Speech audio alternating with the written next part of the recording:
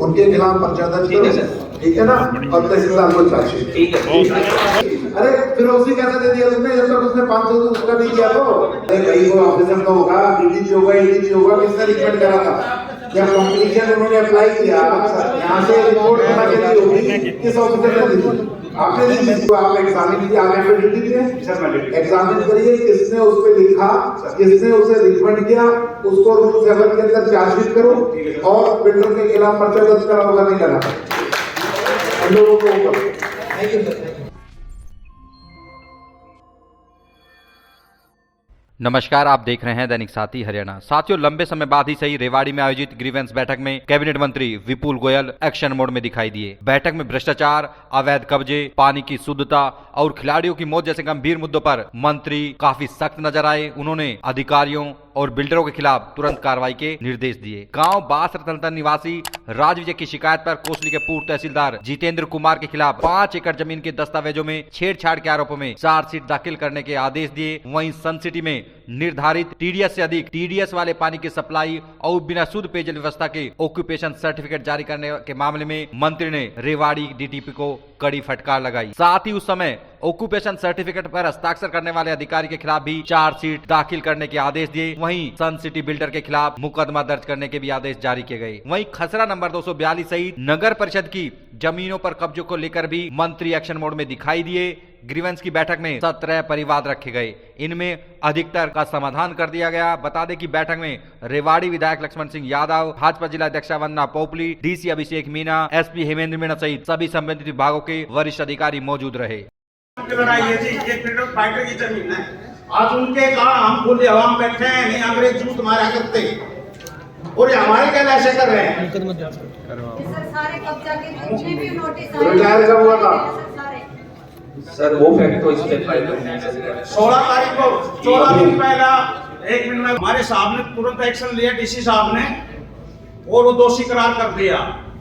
Only एक छोटी धारा लागी 16(8) की कि थोड़ा दंड मिल जाए, बाकी मेरा 5 करोड़ का लॉस होगा। उसे ठीक है सर। और जिनने गलत डॉक्यूमेंट के उनके एफआईआर करवाओ जी, जिनने अधिकारियों को गुमराह किया है उसके खिलाफ चार्जशीट रिटायर हो गया, कोई बात नहीं, 4 साल तक हम रिटायरमेंट के बाद भी चार्जशीट कर सकते हैं। नहीं, जिनने आप लोगों को या अधिकारियों को गुमराह किया कि रजिस्टर में लिखा कि कोर्ट में कोई केस विचार नहीं है, हम क्या एफआईआर क्यों नहीं हो रही जी? अरे भाई, एग्जामिन करने का काम तहसीलदार का था, तहसीलदार को चार्जशीट कर दिया सर। और तहसीलदार बोलने गए, वो लिख के दे दो। कौन उनके सबूत है, तहसीलदार को रिटर्न दे रखी, एसडीएम तो दे रखी, चीफ सेक्रेटरी दे रखी, और चीफ सेक्रेटरी का लेटर जी ने इनको वैल्यू रिपोर्ट में कहीं नहीं था सर। ये मारा ये लोग। कौन है तहसीलदार? जितेंद्र कुमार कहाँ है आज? रिटायर हो चुके हैं सर। भाई तहसीलदार रिटायर हो गया, रिटायर होने के बाद भी पनिशमेंट दिलाना चाहते हो? क्या पनिशमेंट है?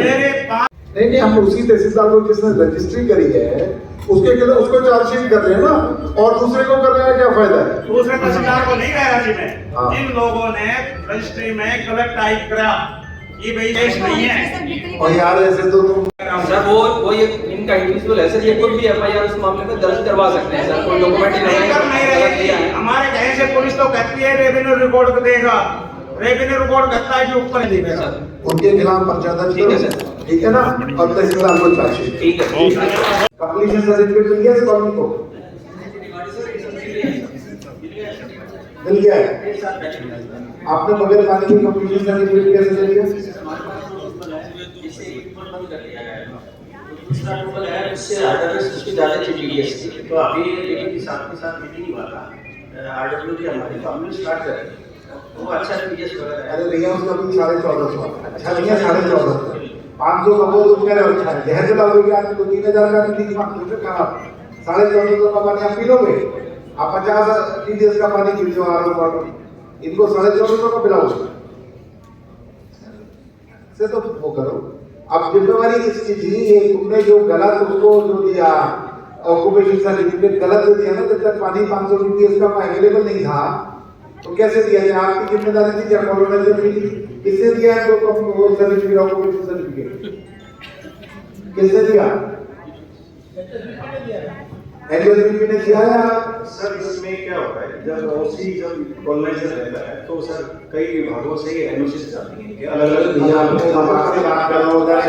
प्लानिंग है, पानी देखेगा ना आप, बिल्डिंग नॉर्म्स के साथ साथ पानी, सड़क, बिजली सब देखोगे ना, चेक करोगे, तभी तो ऑक्यूपेशन दोगे। सर वो सारी रिपोर्टें कल होती है एचएसपी के एससी से हमारे पास रिपोर्ट्स आती हैं, वो फाइनली चंडीगढ़ में हेडक्वार्टर में वो कल होकर लेकिन ये जिम्मेवारी तो ग्राउंड वालों की है ना, चेक करके देखिए पानी आ रहा नहीं आ रहा। कोई तो रिपोर्ट अगर किसी ने गलत रिपोर्ट बनाई है, इशू भी पेनलाइज, उसको पेनलाइज करना है ना।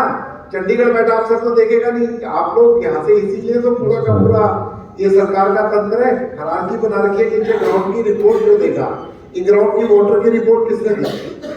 सर ऐसा है सर, देखो सर इसमें क्या है, कई बार बहुत सी कॉलोनी है उसमें आज तक सर पानी कैनाल में नहीं पहुंच पाता है, बट उसमें सर हमारी पहुंचे सर एक सेकंड, क्योंकि उसमें सर हमारी कंडीशन में भी यही दिखते हैं कि जब तक इस पे एचएसपी जब तक पानी नहीं प्रोवाइड कर पाएगा तब तक, और अदर गवर्नमेंट अदर डिपार्टमेंट तब तक सर। आपको रिपोर्ट में क्या लिखना था कि जब तक एचएसबी नहीं दे सकता है, इसका ऑल्टरनेट अरेंजमेंट डेवलपर करेगा सर। डेवलपर आपने लिख कर दिया उसे ये बात कि हम आपको ऑक्यूपेशन नहीं दे सकते जब तक 500 मीटर का पानी आप प्रोवाइड, ये तो सर कंडीशन में ही है। अरे फिर ओसी कैसे दे दिया तुमने जब तक उसने 500 उसका नहीं किया? तो 500 ओसी कैसे रिकमेंड कर दिया?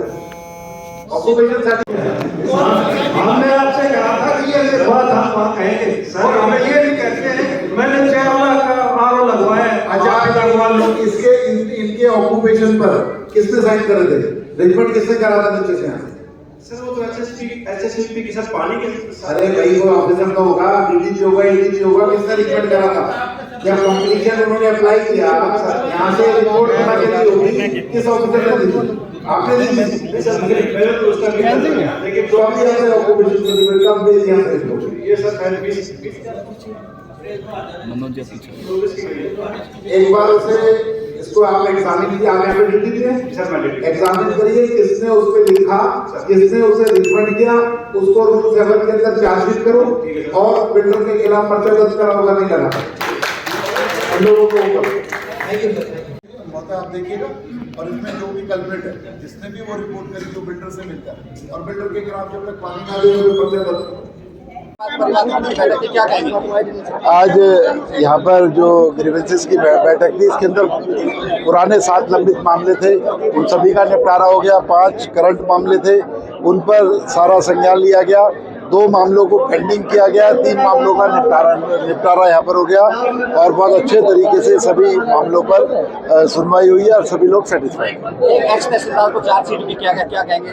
आज सब के दिखाई दिए मंत्री। देखिए कोई चार्जशीट करना कोई ये स्वभाव नहीं है। जो काम के तहत अगर कोताही बरती जाएगी, चाहे वो रिटायर हो गया है चाहे वो रिटायर नहीं हुआ, अगर किसी व्यक्ति को मतलब कानून के दायरे से बाहर जाकर उन्होंने प्रताड़ित किया है या उनका काम में नेग्लिजेंसी करी है, तो उसके लिए कोई भी हो, कितना भी बड़ा अधिकारी हो, कितना छोटा अधिकारी हो, उस पर कार्रवाई। सिटी का भी मामला था, उसमें भी आपने जांच कर दी थी। पानी एक बड़ा मसला है मूलभूत। देखिए बिल्डर है, बिल्डर और जो लोग हैं, अगर उनको ऑक्यूपेशन देना है तो डिपार्टमेंट और बिल्डर दोनों की जिम्मेदारी है।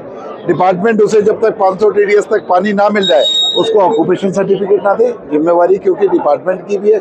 अगर ऑक्यूपेशन दे दिया तो जिम्मेवारी डिपार्टमेंट की बनती है और बिल्डर की बनती है, तो दोनों के खिलाफ कार्रवाई करने के आदेश। नगर निकाय चुनाव की बात करें, रेवाड़ी धारगुड़ा पेंडिंग है, कई नगर निकाय किस तरह की तैयारी को जनवरी में जितने भी जो है नगर निकाय, हमारा नगर निगम सोनीपत है, हमारा नगर निगम माला है, हमारा नगर निगम और जो एक जगह और है, जितने भी जो है उन पर सब पर जो कार्रवाई चल रही है। समय जो होगा निश्चित समय पर उनका वो कराया जाएगा। नगर परिषद ने विवादित जमीन के 10 मिनट में प्रॉपर्टी आईडी बना दी, 10 मिनट के अंदर। ऐसा कोई मामला मेरे संज्ञान में नहीं आया है। मीडिया के माध्यम से कर रहा है, विधायक